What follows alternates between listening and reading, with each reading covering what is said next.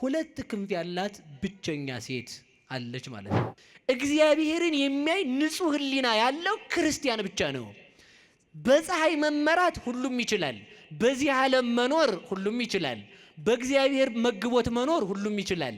እግዚአብሔር ፈጣሪ እንደሆነ ፈጣሪ አንድ ኃይል አለ ብሎ ማወቅ ሁሉም ይችላል። እግዚአብሔርን ትክ ብሎ ለማየት የሚያስችል ግን የልጅነት አይን ብቻ ነው። ደናግላን ያልሆኑ ሰዎች መንግስተ ሰማያትን መውረስ አይችሉም። ድንግል የሆነ ሰው ደግሞ መንግስተ ሰማያት አይገባም። ገዳመ ዘወፈረ ጊዜ ያነብብ ሰላመኪ በከመ ያለምድ ወትረ ንግሥተ ሰማይ ማርያም ወሪደኪ ምድረ እንዘ ትነስኢ እማፉ ጽጌረዳ ስባት ስሙረ ታምረኪ ዘርያንከረ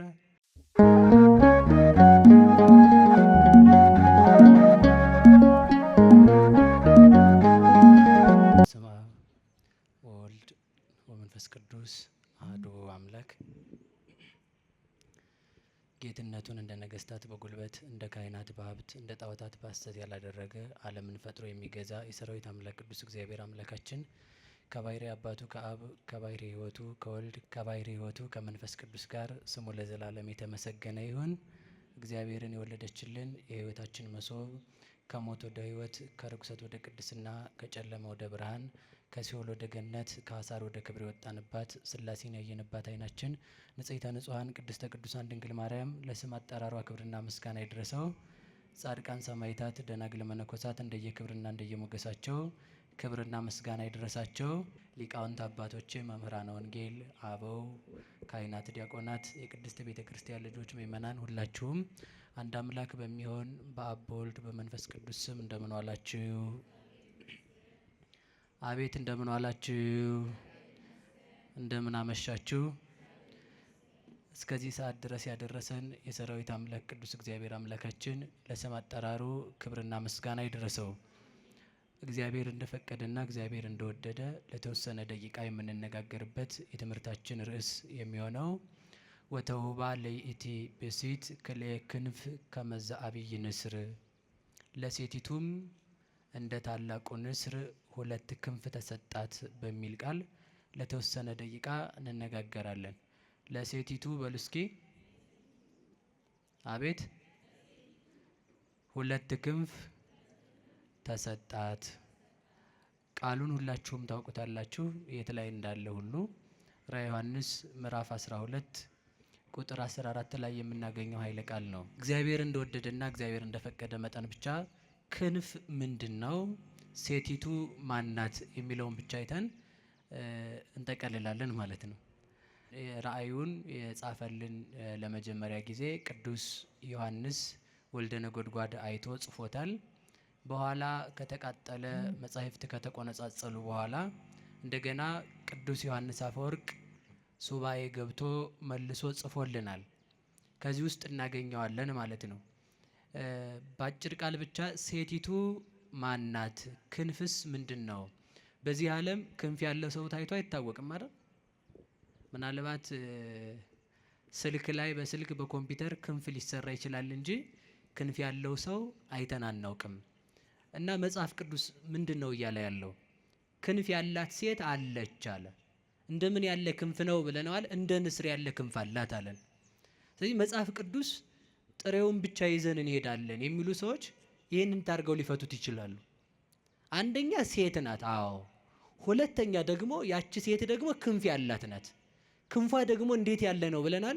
ከመ ዘአብይ ንስር፣ እንደ ታላቁ ንስር ያለ ክንፍ አላት። የተሰጣት ክንፍ ደግሞ ሁለት ክንፍ ነው አለ። ሁለት ክንፍ ያላት ብቸኛ ሴት አለች ማለት ነው። ያ እንግዲህ አሁን ሲተረጎም ሴት የተባለችው እናታችን ቅድስት ድንግል ማርያም ናት። እንደምታውቁት ለዚች ሴት ሁለት ክንፍ ተሰጣት። የክንፍ ጥቅሙ ምንድን ነው? አቤት፣ ምንድን ነው የክንፍ ጥቅሙ? መብረሪያ ነው አይደል? ክንፍ ያለው ዋናው የክንፍ ጥቅም ምንድን ነው ቢባል መብረር ነው። አንድ ክንፍ ያለው ፍጥረት የለም፣ ቢኖርም አይበርም። አንድ ክንፍ አያበርም። ሁለት ክንፍ ያላት ሴት ናት አለን። ለምንድን ነው ብለናል? ከመ ትስርር ወታምስጥ፣ ይቺ ሴት ሁለት ክንፍ ለምን ተሰጣት ብለን ስንጠይቀው በራ ትሄድበትና ታመልጥበት ዘንድ ነው፣ ከፍ ብላ በልዕልና ትበርበት ዘንድ ነው ይላል። የክንፍ ጥቅሙ መብረር ከሆነ እንግዲህ ተመልከቱ፣ ያሞራ ክንፍ ቢወጣ እስከ ደመና ነው። ያሞራ ክንፍ ከነዚህ ሁሉ በላይ ደግሞ የንስር ክንፍ አለ። የንስር ክንፍ የሚበረው ከደመና በላይ ነው። ንስር ዝናብ እንኳን አይመታውም። ዝናብ በሚጥልበት ሰዓት ደመናውን አልፎት ይሄዳል። አሞራዎች ሊበሉት ሲከቡት ፀሐይን ብቻውን ትክ ብሎ ማየት የሚችል ፍጡር ንስር ብቻ ነው። ፀሐይን ትክ ብሎ ማየት የሚችል ፀሐይን ትክ ብሎ እያያት ሌሎቹ አሞራዎችና አይዋፋት ሲከቡት እነሱን ትቷቸው ጥሏቸው ፀሐይን እያየ ስለሚበር የፀሐይ ጨረር ስለምትወጋቸው ተመልሰው ይመጣሉ። ይሄ ንስር ዝናብ አያገኘውም። መኖሪያው በምድር ቢሆንም እንኳን የንስር መጫወቻው ሞገድ ነው። ንስር በሞገድ እንደተጫወተ ይኖራል። ያ ማለት ደመናው ወደ ታች ሲወርድ ዝናብ የያዘ ደመናና ዝናብ ያላዘ ደመና ሁለት ደመና ነው ያለው፣ ደረቅ ደመናና እርጥብ ደመና የሚባል። ደረቅ ደመናና እርጥብ ደመና ሲገናኝ መብረቅ ይወለዳል።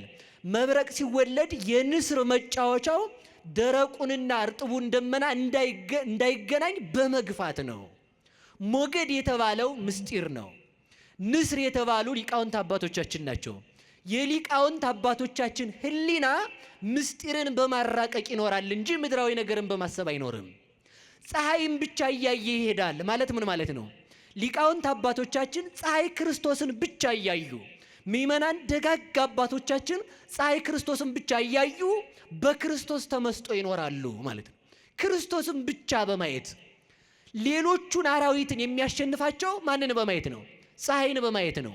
አሞራ አለ፣ አይን አለው፣ ፀሐይን ግን አያያትም። ፀሐይን ማየትና በፀሐይ ማየትና ፀሐይን ማየት ይለያያል። በፀሐይ ማየት ትልም ይችላል። ፀሐይን ማየት ግን ለንስር ብቻ የተሰጠው ነው። ፀሐይን ትክ ብሎ የሚያይ ንስር ነው። እግዚአብሔርን የሚያይ ንጹሕ ሕሊና ያለው ክርስቲያን ብቻ ነው። በፀሐይ መመራት ሁሉም ይችላል። በዚህ ዓለም መኖር ሁሉም ይችላል። በእግዚአብሔር መግቦት መኖር ሁሉም ይችላል። እግዚአብሔር ፈጣሪ እንደሆነ ፈጣሪ አንድ ኃይል አለ ብሎ ማወቅ ሁሉም ይችላል። እግዚአብሔርን ትክ ብሎ ለማየት የሚያስችል ግን የልጅነት አይን ብቻ ነው። ያንን የሰጠን መድኃኔዓለም የተመሰገነ ይሁን። ስለዚህ ተመልከቱ፣ እንደ ታላቁ ንስር ያለ የንስር ክንፍ እስከ ደመና አይደለም። የንስር ክንፍ ከደመና በላይ እንደሆነ ሁሉ ተመልከቱ፣ አንድ ንስር የተባለው ሕያው እግዚአብሔር አምላካችን ነው። ሰረረ ንዑስ ኦፍ ወአብዳን እንዘይነብሩ ታሕተ ጽላሎቱ እንዳለ ሊቁ በሃይማኖተ አበው። አንድ ወፍ ነበረ አለ፣ ተነስቶ ከዛፉ ላይ አረፈ። ከዛፉ ላይ ተነስቶ ደግሞ ሰነፎች ጥላው ስር እንደተቀመጡ በረረ ይላል። ያ ማለት ምን ማለት ነው? ንዑስ ኦፍ የተባለ ጌታ ነው። ዛፍ የተባለ መስቀል ነው። ዛፍ ሰዎችን እንዲያስጠጋ ቅጠሉ ጥላ እንዲሆን ፍሬ አፍርቶ እንዲመግብ ከመስቀሉ የክርስቶስን ስጋና ደም አግኝተናልና በዛፍ ሁሉም ሰው እንደሚጠጋበት በመስቀል እኛ ክርስቲያኖች ተጠግተን ሕይወተ ነፍስ አግኝተንበታል። ከዲያብሎስ የቁራኝነት የባርነት ጥላ ወጥተን ክርስቶስን ተጠግተንበታልና ያ መስቀል ምን ይባላል? ዛፍ ይባላል። ሰነፎች በጥላው ስር ተቀምጠው ማለት አይሁድ ክርስቶስን እናጠፋዋለን ብለው በሰቀሉበት መስቀል ስር ተቀምጠው ሳለ መስቀሉ የድህነት ባለቤት በሆነው በክርስቶስ መድኃኒት ሆኖ ክርስቶስ መስቀሉ ላይ ከተሰቀለ በኋላ ወደ መቃብር ወርዶ ተመልሶ አረገ ማለት ነው። ስለዚህ ንስር የተባለ ራሱ መድኃኔዓለም ክርስቶስ ነው። ፀሐይን በማየት ይበራል አለ። ተመልከቱ፣ ራሱን በማወቅ የሚኖር እግዚአብሔር ብቻ ነው። እግዚአብሔርን የሚያውቅ ማን ብቻ ነው? በሉ ንገሩኝ እንጂ እግዚአብሔር ነው። ስለዚህ እንደ ንስር ክንፍ ያለ ተሰጣት ይላል። በሉ እስኪ ሁላችሁ እንደ ንስር በሉ። ያለ ምን ተሰጣት? እንደ ንስር ያለ ክንፍ ተሰጣት። ለዛች ሴት ሁለት ክንፍ ነው የተሰጣት። ክርስቲያኖች ልብ ብላችሁ ስሙኝ።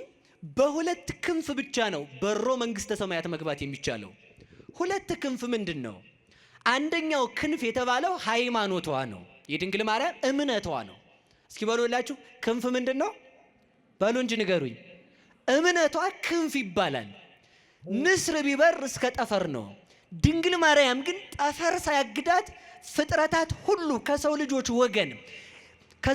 ወገን እግዚአብሔርን ብቻ በማሰብ የምትታወቅ ድንግል ማርያም ናት። ያ ማለት ተመልከቱ፣ አንተ ሰው እግዚአብሔር የሰጠህን ሕሊናህን ተጠቀምበት ይላል። ማን የሰጠህን በሉ ንገሩኝ እንጂ። በምንም ነገር አንኮራም። እኛ የምንኮራው እግዚአብሔር ሕሊናን ሰጥቶ ስለፈጠረን ብቻ ነው። ለምን መሰላችሁ? ሰው ሁሉን ነገር ሊወስድብን ይችላል። ሕሊናችንን የሚወስድብን ሰው ግን የለም። ሰው ቤት ውስጥ አሽጎ አካላችን እንዳይወጣ ሊቆልፍብን ይችላል። ሕሊናችን ከኪሩቤል መንበር፣ ከስላሴ መንበር፣ ከኪሩቤል ዙፋን እንዳይደርስ የሚከለክለን ሰው የለም። ስለዚህ ያንን ሕሊና ነው ድንግል ማርያም ያመጠቀችው። የሚመጥቅ ሕሊና አለ፣ የሚወርድ ሕሊና አለ። የሚመጥቅ ሕሊና ሲባል ተመልከቱ፣ ቅዱስ ዮሐንስ አፈወርቅም እንዳለው ምንድነው? ንስር ቢበር እስከ ጠፈር ነው ይላል። እስኪ በሉላችሁ፣ ንስር ቢበር በሉ። እስከ የት ነው? አሁን ወፍ ፕሌን ቢበር እስከ የት ነው? ስንት ማይል ነው ወደ ላይ ከፍ? ስንት ጫማ ነው ርቆ ሊሄድ የሚችለው? በምታውቁት ልክ ተናገሩ። እኔ እንግዲህ ብዙ ሄጄ አላቅም። የኔ ያህል ጫማ ሲባል ሰምቻለሁ። ብቻ ደመናን ነው ሊያልፍ የሚችለው። ከዛ በላይ ይችላል? እሺ፣ ንስር ቢሄድ ደግሞ ሊሄድ የሚችለው እስከ የት ነው? እስከ ጠፈር ይሄዳል ማለት ነው። የንስርን ያህል እንኳን ማን መሄድ አይችልም። እኛ የፈለሰፍናቸው ቴክኖሎጂዎች ሁሉ መሄድ አይችሉም ማለት ነው። ከዛ በላይ ግን አስታውሱ፣ ንስር ቢበር እስከ ጠፈር ከሆነ ተመልከቱ፣ አንሰ አሐውር ሀባሃሎ ወልደ እጓለ እመሕያው ይነብር በየማነ አብ። እኔ የምሄደው በአብ ቀኝ እስከ ተቀመጠው እስከ ማን ነው አለ? እስከ ወልድ ድረስ እሄዳለሁ። ንስር ቢበር እስከ ጠፈር ከሆነ ቅዱስ ዮሐንስ ወንጌላዊ የበረረው እስከ የት ነው ካላችሁኝ፣ እስከ ስላሴ ልብ ነው ብዬ መልስላችኋለሁ። እስኪ በሉላችሁ፣ እስከ ስላሴ በሉ፣ ልብ በሉ እንጂ። ገብርኤል ቢበር እስከ ዙፋኑ ድረስ ነው። ንስር ቢበር እስከ ጠፈር ድረስ ነው። መልአክ ቢበር እስከ ኪሩቤል ሱራፌል ቢበሩ እስከ ዙፋኑ ድረስ እስከ ጥጓ ነው ማለት ነው። እስከ ዙፋኑ ጥግ ድረስ ነው። ቅዱስ ዮሐንስ ወንጌላዊ ግን የበረረው እስከ የት ነው ካላችሁኝ፣ እስከ ኪሩቤል ዙፋን ነው። ያ ብቻ አይደለም። ዙፋን ከሆነ ከላይ መቀመጥ ነው። የአብን ልብነት የወልድን ቃልነት ገብቶ ያወቀው። ስለዚህ እስከ የት ነው ማለት ነው? እስከ ልበ ስላሴ ይበራል ማለት ነው። ይሄ ምን ይባላል? ክንፍ። እስኪ በሉ ክንፍ በሉ። የክርስቲያኖች እኛ የምንበረው እስከ የት ነው ካላችሁኝ፣ እስከ ሀባሃሎ ወልደ እጓለ እመሕያው ይነብር በየማነ አብ። በአብ ቀኝ እስከሚቀመጠው እስከ ወልድ ነው አልኳችሁ። ወልድ ደግሞ የማን ቃል ነው ብላችሁ ስትጠይቁኝ ቅዱስ ዮሐንስ ማን ይመልሳል? ቀዳሚሁ ቃል ውእቱ፣ ያ ቃል በመጀመሪያ ነበረ፣ ያም ቃል እግዚአብሔር ነበረ አለ። የቃል ሀገሩ የት ነው? የቃል ሀገሩ የት ነው? የእናንተ የቃላችሁ ሀገሩ በሉ እንጂ ንገሩኝ። ውስጣችን የቃላችሁ ሀገሩ የት ነው? የቃል ሀገር ልብ ነው። የቃል ሀገሩ ማለት ነው። እስኪ በሉ ልብ በሉ። ስለዚህ ቃል ብሎ ሲናገር እስከማን ልብ ድረስ በረረ ማለት ነው? እስከ ስላሴ ልብ። አብን በልብነት ከዊን፣ ወልድን በቃልነት ከዊን፣ መንፈስ ቅዱስን በሕይወትነት ከዊን ገለጠልን ማለት ነው። ይህንን ክንፍ ያገኘው ከየት ነው ካላችሁኝ፣ ከድንግል ማርያም ነው ያገኘው። ለዚህ ክንፍ የበቃበት ምንድን ነው ካላችሁኝ፣ አንደኛ ሃይማኖቱ ነው። ሁለተኛ ድንግልናው ለዚህ ክብር አብቅቶታል። ከቃሉ ጋር ናችሁ? በዚሁ አጋጣሚ ደናግላን ያልሆኑ ሰዎች መንግስተ ሰማያትን መውረስ አይችሉም። ሁለት ክንፍ ያላቸው ብቻ ይወርሳሉ። ችግር ፈጠርኩ ይሆን? እስኪ በሉ ሁላችሁም ድንግል ያልሆነ ሰው በሉ፣ በደንብ በሉ እንጂ መንግስተ ሰማያት አይገባም። በቃ ይሄ 4 ነጥብ የተዘጋ ነው ማለት ነው። ድንግል ያልሆነ ሰው መንግስተ ሰማያትን አይወርስም። ሁለት ክንፍ ምንድን ነው? አንደኛው ድንግልና ነው። ድንግልና ምንድን ነው ብላችሁ ስጠይቁኝ፣ የሃይማኖት ድንግልና ከክህደት ንጹህ የሆነ ሰው ማለት ነው። ገብቷችኋል አይደል? አሁን ድንግል የሆነ ሰው ደግሞ መንግስተ ሰማያት አይገባም። እሺ መልሼ ስነግራችሁ፣ እነዚህ 5ቱ ሰነፎች ደናግል መንግስተ ሰማያት አልገቡም አይደል? ድንግልና ብቻውን አያድንም ማለት ነው። እንግዲህ ድንግልና ምንድን ነው ካላችሁኝ፣ ከክህደት ደናግላን የሆኑ ብቻ ናቸው መንግስተ ሰማያት የሚገቡት። በክርስቶስ ያመኑ የህሊናቸው ድንግልና በመናፍቃን ትምህርት በዚህ ዓለም ፍልስፍና ተወስዶ እግዚአብሔርን ያልካዱ ሰዎች ለመንግስተ ሰማያት ይበቃሉ። አንድ ክንፍ ድንግልና ነው። ሁለተኛ ክንፍ ሃይማኖት ነው። እስኪ በሉ ሃይማኖት በሉ። ክንፍ ነው። ቅዱስ ዮሐንስ ይህንን ትምህርት ያገኘው ከየት ነው ካላችሁኝ፣ ከድንግል ማርያም ነው። እስኪ በሉ ከድንግል ማርያም በሉ። እንግዲህ መልሼ እሷ ጋር አምጥቼ ትምህርቱን እዚህ ላይ ቋጨው ነው ማለት ነው። ሁለት ክንፍ የድንግል ማርያም፣ አንዱ ክንፏ ሃይማኖት ብያቸዋለሁ። እስኪ በሉ ሃይማኖት ማለት ደግሞ ማመን ነው። እስኪ በሉ ማመን በሉ። በደንብ በሉ እንጂ በማን ማመን? እግዚአብሔር ይስጥልኝ። በእግዚአብሔር ማመን ማለት ተመልከቱ፣ በፍጹም በፍጥረታት ሁሉ ሊያደርጉት የማይችሉትን እምነት የፈጸመችው ድንግል ማርያም ናት። ማን ሁሉ አልኳችሁ? በዓለም ላይ ማንም ሰው ቢሆን ፍጥረታት እንኳን ሊቀበሉት ሊያስቡት የማይችሉትን ማለት ነው። እንዲሁ አሁን በየት ሀገር ነው? አሁን በየትኛው ሀገር ነው ተወልጃለሽ ስትባል ያለ ወንድ መውለዷን ያመነች ሴት ታመጣላችሁ? በሉ ንገሩኝ እንጂ። ይሄንን ለማመን ምን ያስፈልጋል? የሃይማኖት ጉልበት። እስመ ከመዝ አቅመ ሰናይታ ለሃይማኖት። የሃይማኖት ጉልበቷ እስከ የት ነው ብትለኝ፣ እንደ ድንግል ማርያም ነው። እንዴት? ሰው ያለ ወንድ መውለዱን እንኳን አምና ከፍጥረታት መካከል የተገኘችም ለመውለድም የተመረጠች እሷ ናታ። ያለ ወንድ እንዴት እንደሚወለድ ምልክት ምሳሌ ሳይኖራት አምና የተቀበለች ናት። ይህ ነው ሃይማኖቷ የሚባለው። ለዚህ ነው ሊቃውንቱ ምን ይሏታል? ብፅዕት አንቲ እንተ ተአምኒ ከመ ይከውን ቃል ዘነገሩኪ እምኀበ እግዚአብሔር። ከእግዚአብሔር ተቀብለው ከእግዚአብሔር አምጥተው ቃልን ሲነግሩሽ የምታምኚ አንቺ ብፅዕት ነሽ። እስኪ በሉ ከእግዚአብሔር አግኝተው በሉ የነገሩሽን ምን የምታምኚ በሉ እንጂ። አንድ ክንፍ ተሰብሮ ነበር። ያ ምንድነው? የሃይማኖት ክንፍ። የሃይማኖትን ክንፍ የሰበረች ማናት? ሔዋን ናት። ሔዋን በቅጠል ተጠራጥራ በቅጠል እንኳን እግዚአብሔርን ማመን ሲያቅታት ያንን ተመልከቱ። ቅጠልን በመብላት እግዚአብሔርን የካደችውን ሔዋንን ተመልከቱ። እግዚአብሔርን ያለ ዘር ተወልጃለሽ ተብላ በሃይማኖት ምን ሆነቻት? ክንፍ ሆነቻት ማለት ነው። ሔዋን ህሊናዋ በመውረዱ ወደ ታች አወረደችን። ድንግል ማርያም ህሊናዋ ከፍ በማለቱ ወደ ሰማይ አወጣችን። ለዚህ ነው ሊቃውንቱ ምን ይላሉ?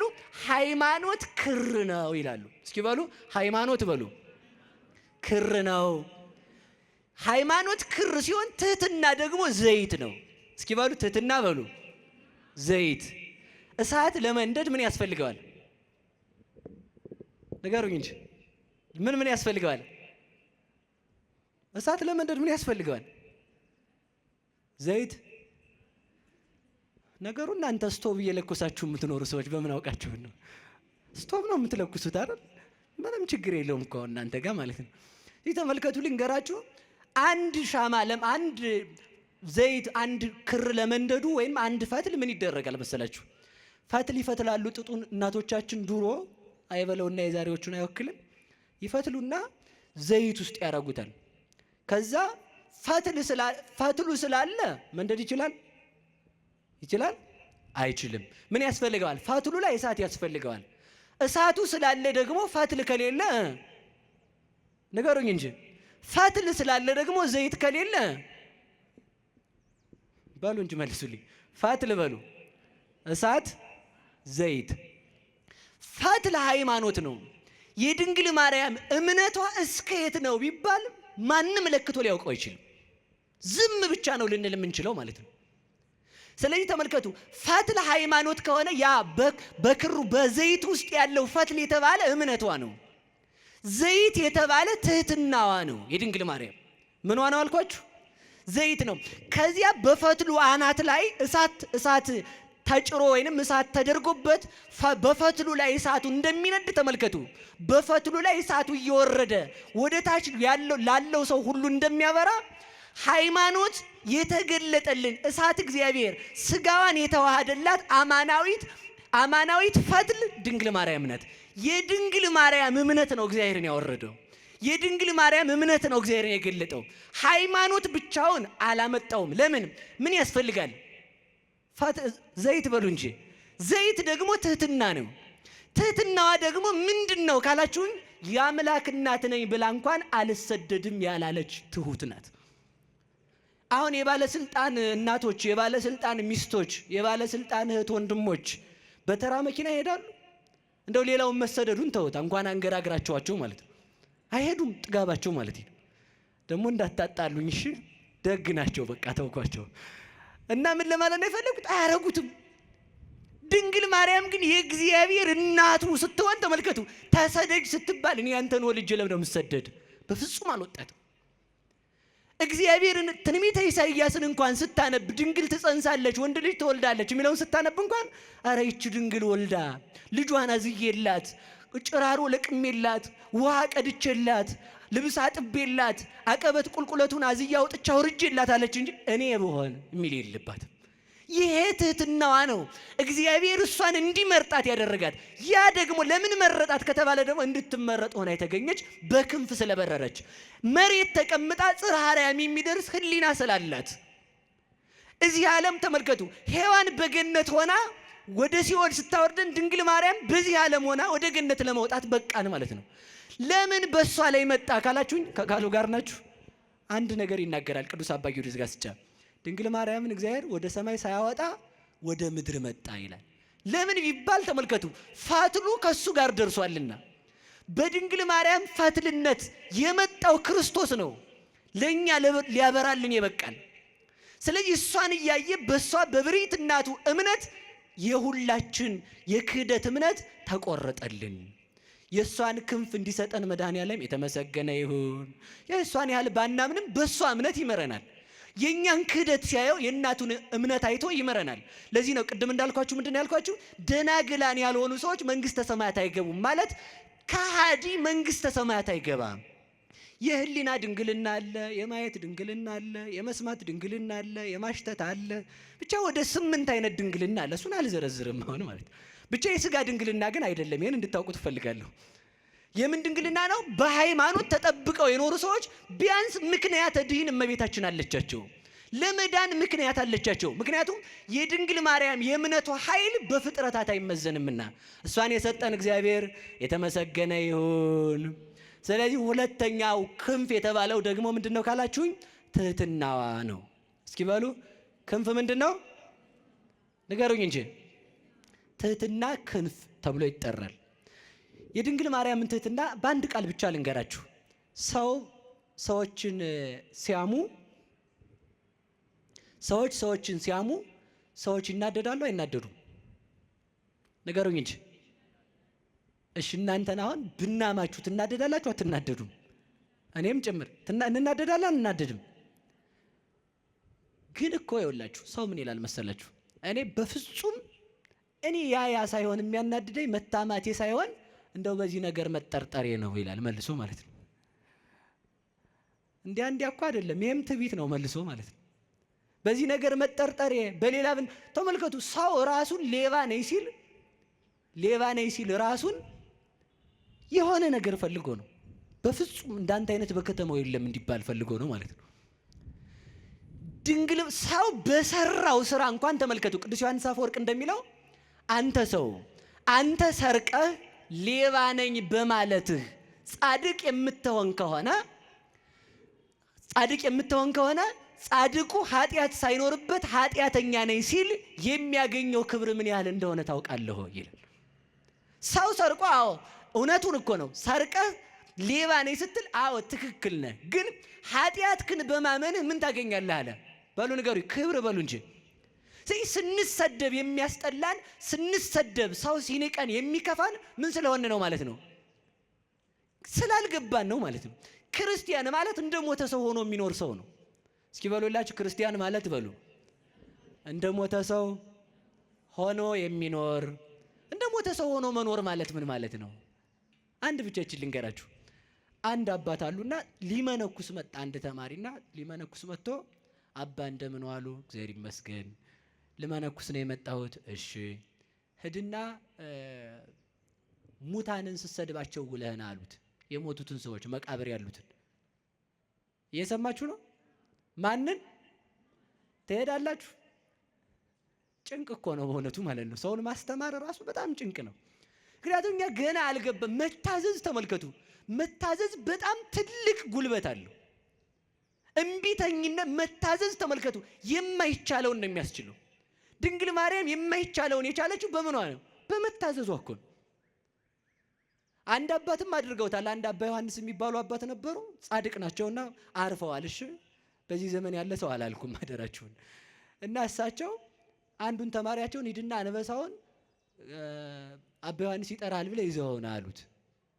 ሄደና ጎዳና ሲጀምር ቆይ አሉት። እሺ እንካ በእጅ ስጋ ያዝና ጆሮውን ይዘውና አሉት። ማንን ነው በሉ ንገሩኝ እንጂ ይቻላል? እሺ ብሎ ሄደ ማለት ነው። እሺ ስላለ ተመልከቱ ወይም የመታዘዝ ጉልበቷ ምን ያህል እንደሆነች አስቡ። እሺ ብሎ ሄዶ ስጋውን እያሳየ ተመልከቱ። ሊጎረስ እኮ ነው። አሁን ትሄዳላችሁ? ውሻ ራሱ ታመጣላችሁ እናንተ? እንኳን ውሻ ድመት አታመጡም እንዴ? ቀልድ ነው እንዴ? ግን ትዋጭራለች ማለት ነው። ሄዶ ስጋውን እያሳየ አባ ዮሐንስ ና ብለዋል ብሎ ጆሮውን ይዞት መጣ ማለት ነው። የምን ጉልበት ነው ካልከ የመታዘዝ ጉልበት። ሰው ሲታዘዝ ኃይልን ያገኛል። እየሰማችሁ ነው? መታዘዝ ተመልከቱ። ህፃናት እኔ በዛውም ላይ አንድ ነገር ልንገራችሁ። ቅዱስ አባ ጊዮርጊስ ዘጋስጫም ይላል አንድን ህፃን ልጅ እናቱ ትታው ብትሄድ እባብ መጥቶ አብሮት ቢተኛ አይበላውም ይላል። እየሰማችሁ ነው? የዓመት ልጅ እንደው እባቡን ብድግ አድርጎ ጉርስ ቢያደርገው እባብ መርዙን እርጭት ቢያደርግ አይበላው። የህፃኑ ደግነት የእባቡን መርዝ ያጠፋዋል ማለት ነው። ሰው ደግነት ነው ያጣው። ስለዚህ ተመልከቱ። ሂድና ምን አሉት? የሞቱትን ሰዎች ስትሳደቡ ለና ትችላላችሁ ባሉ ነገሩኝ እንጂ ሄዶ ጅሎች እናንተ ብቻ። እኔ እንግዲህ የመረጠውን የተሳደበውን ስድብ አልጻፉልንም፣ ግን ይመስለኛል ሳስበው በእኛ አጠራር ብንናገረው እናንተ ጅሎች ደግደ እየመረጣችሁ ስደቧቸው። ማትረቡ እናንተ አጭሮች፣ እናንተ የፈረሳችሁ፣ እናንተ የትል ጎረቤቶች፣ ዝናብ የሚያድርባችሁ መኖሪያ የላችሁ። ብቻ ምኑን እንደሰደበው አላውቅም። እንዲህ እያለ ሲወግራቸው ውሎ በስድብ መጣ ማታ። አባ አላቸው። አቤት። ስሳደቡ እየመጣሁ አላቸው። እሺ ዛሬ ነገ ደግሞ ሂድና ስታመሰግናቸው ዋል አሉት። ምን ስትላቸው ባሉ ነገሩኝ እንጂ ሄዶ ደግሞ እናንተ ቅዱሳን የተከበራችሁ ሲላቸው ዋለ ማለት ነው። በደንብ አድርጎ ሲያከበሰብሳቸው እንደናንተ ያለም የለ ቤተ ክርስቲያን ወድቃችሁ የምትኖሩ ክርስቶስን የምትጠብቁ እንዲያ ሳይሆን አይቀርም ብዬ ነው ምርቃሉ ሲላቸው ውሎ መጣ ማታ። መጣው ትናንት ስሳደብ ዛሬ ሳመሰግኑ እየመጣው አላቸው። ሂድና እንደዚህ አሁን አሉት። እስኪ በሉላችሁ ሂድና በሉ ንገሩኝ እንጂ እንዴቱን እንደዚያ ሂድና እንደዚህ አሁን ማለት ሰው ሲሰድብህ የተሰደብከው ስድብ አንተን እንዳይነካ አድርገህ አስበው። ሰው ሲመርቅህም ላንተ ክብር እንደማይጨምርልህ አስብ። ለዚህ እኮ ነው አንድ አባት አህያ አላቸው። አረ በጣም ይቅር በለኝ የአህያ ያህል ክብር የለኝም አሉ። ምክንያቱም አህያ የተጫነችውን በክብር የምታደርስ ናት። እኔ ግን የእግዚአብሔርን ሕግ በልቼ የጨረስኩኝ ከአህያ አንሳለሁ እንጂ እንጨት አላቸው። እንዴ እንጨት እኮ በገባበት እሳት ውስጥ ነዶ እዚያው የሚቀር ነው። እኔ ለተሰጠችኝ ሃይማኖት እንኳን በሰማዕትነት ያልሞትኩ እንዴት እንጨት ትለኛለህ? አንተ ዝም ብለህ ከብት አላቸው። ከብት እኮ ጌታውን ያወቀ ግርግም ላይ ተገይቶ ትንፋሹን የገበረ ነው። አንተ ድንጋይ አላቸው። ውይ ድንጋይ ቤተ መቅደስ የሚሰራበት አሉት። አሁን ሰው የሚሰድባችሁን እኮ ማሳጣት ትችላለህ። በጣም የምንናደደው እኛ ምን ስለሆነ መስሏችሁ ነው? ሰው የሚናገረውን ነገር ነን ብለን ስለምናስብ እኮ ነው።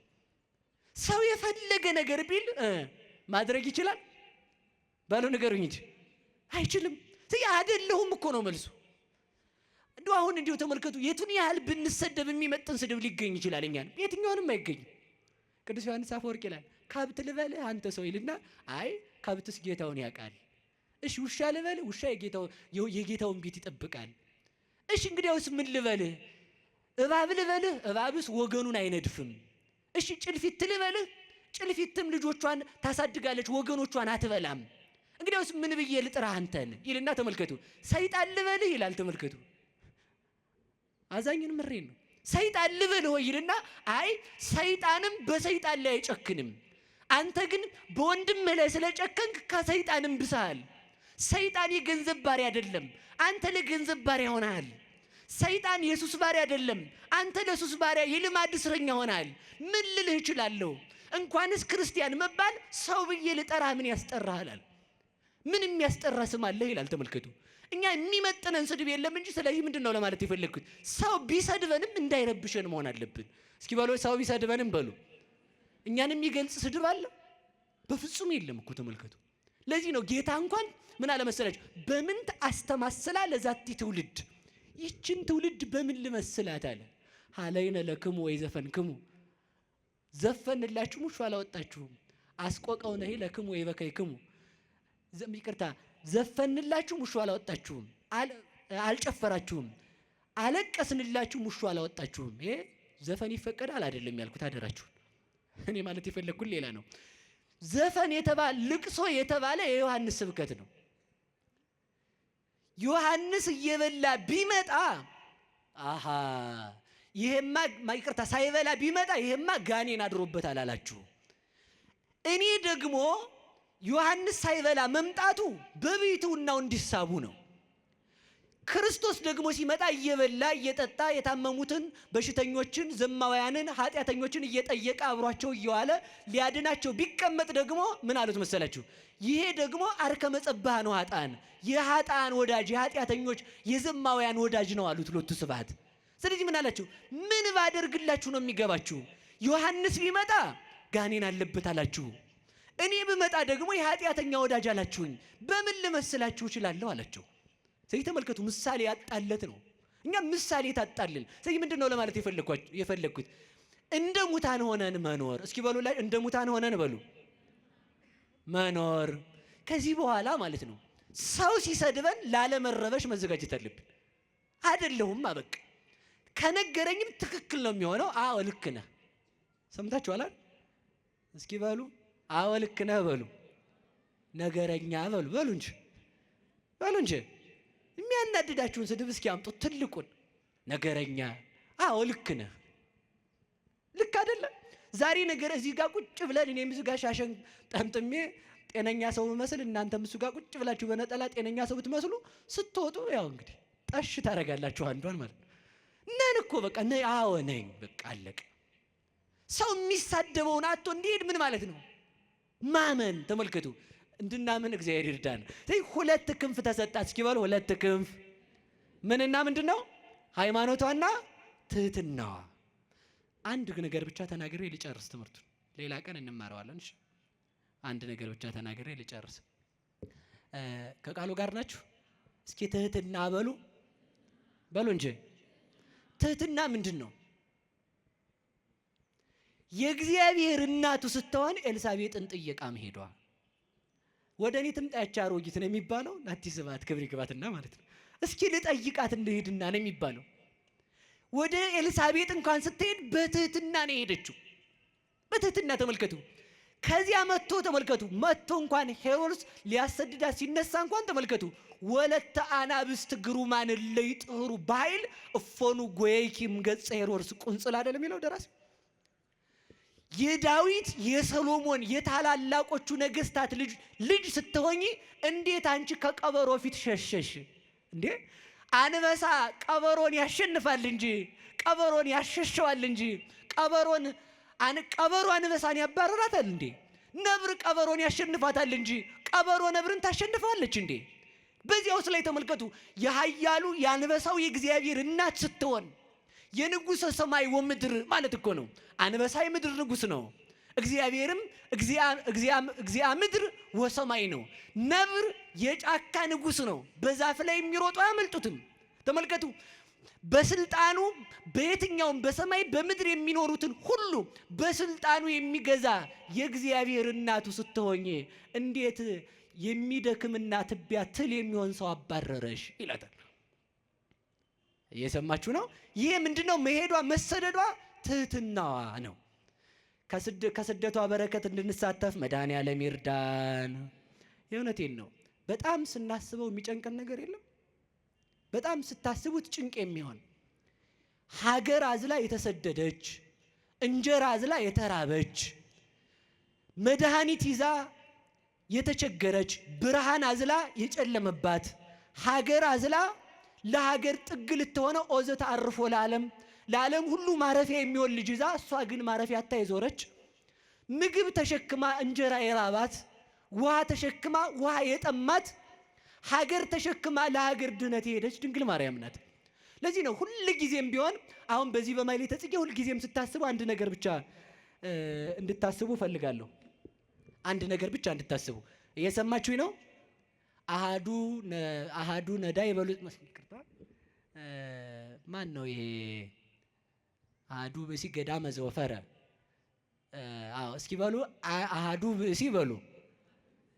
ገዳመ ዘወፈረ ጊዜ ያነብብ ሰላመኪ በከመ ያለምድ ወትረ ንግሥተ ሰማይ ማርያም ወሪደኪ ምድረ እንዘ ትነስኢ እማፉ ጽጌረዳ ስባት ስሙረ ታምረኪ ዘርያንከረ። የመጨረሻዬ ነው። እችን ብቻ ትርጉማን ተናግሬ እኔም ቤቴ ሹልክ ብዬ እሄዳለሁ። ክፍል 2 ይቀጥላል ማለት ነው። እስኪ አንድ ሰው ነበረ። አሁን በጽጌ አበባ ለምን እንዛለን አይደል? ስደቷን ለማሰብ። እስኪ በሉ ስደቷን በሉ ለማሰብ። እሷ ግንድ ስትሆን ልጇ ምንድን ነው? አበባ ስለሆነ ማለት ነው። እሷ አበባ ስትሆን ልጇ ደግሞ ምን ስለሆነ? ፍሬ ስለሆነ። አንድ ሰው ነበረ። ለእመቤቴ ምን ላርግላት ብሎ አሰበና ተመልከቱ 50 የጽጌረዳ አበባ ቆርጦ አክሊል ሰርቶ ስዕል አድኅኖ ላይ አክሊል ደፋላት። ስንት አልኳችሁ? ማኅሌተ ጽጌ ተመልከቱ። የጽጌ አበባዋን ጽጌዋን ስደቷን በማሰብ ያንን ደፋላት። አበባ ክርስቶስን የወለድሽ አላት። እንዲህ አበባ ለምን አል ነው? አበባ ዝንብ ቢያርፍ ትንኝ ቢያርፍ ቀንድ አውጣው ቢመጣ ከብቱ ቢያሸታት ምን አትቀየም። ዝንብ ሽንት ቤት ቆይታ መጣ እዚያ ላይ ታርፋል። ንብ ደግሞ ማር ስትሰራው በላ መታ ስቀስማ ዝም። ክርስቶስ ኃጢአተኛ አምላኪ ሲለው የማይቀየም የአበባ የክርስቶስ እናቱ ማለቱ ነው። ይህ ተመልከቱ 50 አበባ ደፋላት። ከዚያ መጨረሻ ላይ የአበባ ወራት አልፎ አበባ ሲደርቅበት ምን ላርግላት ለእመቤቴ ያለ። እስኪ በሉላችሁ ምን ላርግላት በሉ። ለሃይማኖቴ መሰረት ለሆነች ምን ላርግላት አለና ተመልከቱ አንድ ነገር አሰበ። ባይሆን 50 ጊዜ ተፈስሒ ተፈስሒ ልበላት። እስኪ በሉ በሞት ያፈርስ ሆን በሉ አንድ ጊዜ ብቻ ተፈስሒ ተፈስሒ ተፈስሒ ተፈስሒ በሉ እንጂ በቃ 5 ካረግነው ይብቃን። ባይሆን እንዳያለቅ ሰዓቱ ማለት 50 ጊዜ ሁሉ ጊዜ ተፈስሒ ይላታል እየሄደ በ50 አበባ ልክ ማለት። ከዛ እንደዚያ እያላት ሲኖር አበባ ከዕለታት በአንድ ቀን መንገድ ሲሄድ ተፈስሒ ሳይላት ረስቶት ሄደ። ተፈስሒ ሳይል እመቤታችንን ማለት ነው እንደኛ። ከዛ መንገድ ላይ እንደሆነ ተመልከቱ ጫካ ውስጥ እንዳለ ሽፍቶች ከበው በጦር ሊገሉት ግራና ቀኝ ጦራቸውን እያመቻቹ ሳለ ለካ የእመቤቴን ተፈስሒ ረስቸዋለሁ ይልና ልብሱን ያሸርጥና ስዕለ አድኅኖዋን ከፊት አስቀምጦ ተፈስሒ ይል ጀመር። የት ውስጥ? በሞቴ ንገሩኝ። ማን አለች ግን እዛ መካ? ማን ከቦት ነበር? የድንግል ማርያም ስዕል አለ። ማን ከቦት ነበር? ሽፍታ ከቦታል። በምን? ሊገሉት በቀስት ማለት ነው። ከዛ ተፈስሒ ይላል ዝም ብሎ። ከዛ እመቤታችን ወርዳ ተመልከቱ ካፉ ያ ቀድሞ ለሷ የሰራለት የጽጌረዳ አበባ ካፉ እየወጣ በእጇ 50 ጊዜ ስትቀበለው ሽፍቶቹ አዩ። ያንን ስላዩ ሽፍቶቹ አርፈው ቁጭ ብለው ተመልከቱ ለእመቤታችን ሰግደው መጨረሻ ላይ ተፈስሒ ጨርሶ አቡነ ዘበሰማያት አስሮ ተነስቶ ሊሄድ ሲል ሽፍታዎቹ መተው ሰገዱለት። ከዛ ሲሰግዱለት ምን አላቸው መሰላችሁ? አንተ ሰው ማነህ ግን? የት ሀገር ጻድቅ ነህ አሉት። ኧረ ተው እኔ ወንበዴና ማረባ ኃጢአተኛ ሰው ነኝ አላቸው። አይ አይደለም፣ ከአንተ ጋር የነበረችው በደመና ያረገችው መላእክት የከበቧት ማናት? 50 አበባ ካፍህ እየወጣት ስትሰጣት አይተናል፣ ለእኛም ስጠን አሉት። መተው ማለት ነው። ሲሉት ምን አላቸው መሰላችሁ? አይ እንግዲያውስ ምን እያረክ ነበር ካላችሁኝ እኔ እያልኩ የነበረው ተፈስሒ ነው። እስኪ በሉ ተፈስሒ በሉ። ያንን ምስጋና ይህንን ምስጋና ለመስማት መላእክት ከሰማይ ይወርዳሉ። ይህን ምስጋና ለመስማት 12ቱ ነገደ መላእክት ሲወርዱ ወደ ቅዱስ ዮሐንስ አፈወርቅ ቤት ሲሄዱ ወደ ቅዱስ ዮሐንስ አፈወርቅ ቤት ሲሄዱ አባ ማርዳሌ የሚባል አባት አግኝቷቸዋል። የት ትሄዳላችሁ አላቸው። ተፈስሒ ሲተረጎም ልንሰማ። እመቤታችን ትተርጉምልን። እሺ ስለዚህ ተመልከቱ፣ የመጨረሻው ምንድነው ልላቸው የፈለኩት? ከዚያ ተመልከቱ፣ ያንን ሰውዬ ሊገድሉት የመጡት ሽፍታዎች ሰገዱለት። አራዊት ከጫካ ወጥተው ሰገዱለት። ከዚያም በኋላ ምን አሉት? እባክህ በአንተ ሃይማኖት እንድናምን እርዳን አሉት። ከዚያም በኋላ አምነው ጦራቸውን ትተው ወደ ምንኩስናቸው ሄዱ ይላል። የድንግል ማርያም ታምር እንዲህ ያደርጋል። ለዚህ ነው ዛሬ አበባ ይዘን ጽጌን የምናከብረው። የጽጌ ማህሌት ብለው ሊቃውንቱ በማህሌቱ የጽጌ ረዳ አበባ የሚይዙት ለጌጥ አይደለም። መልኩ ሲያበቃ ዚቁ ይተካል። አዳም ከተፈጠረ በኋላ ሔዋን ተፈጥራለችና፣ ድንግል ማርያም ከመጣች በኋላ ክርስቶስ ተገኝቷልና መልክ የአዳም ምሳሌ ነው፣ ዚቅ የሔዋን ምሳሌ ስለሆነ ማለት ነው። ስለዚህ ሁለት ክንፍ ተሰጣት በሉ እስኪ በሉ በሞት የሁለት ክንፍ በሉ ተሰጣት። ስንት ክንፍ? ስለዚህ ተመልከቱ፣ በዚህ በሁለት ክንፏ በሃይማኖቷ የኛ ክህደታችን ሲያስቸግር የድንግል ማርያምን ሃይማኖት እምነት አይቶ ይምረናል። የኛ ምግባራችን ጎደሎ ሲሆን በድንግል ማርያም ምግባር ይምረናል።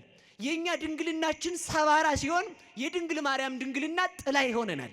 የኛ ተመልከቱ አዘዋሪነታችን ከእግዚአብሔር ቤት ሲለየን የድንግል ማርያም በቤተ መቅደስ ጸንታ መኖሯ ተስፋ ይሆነናል።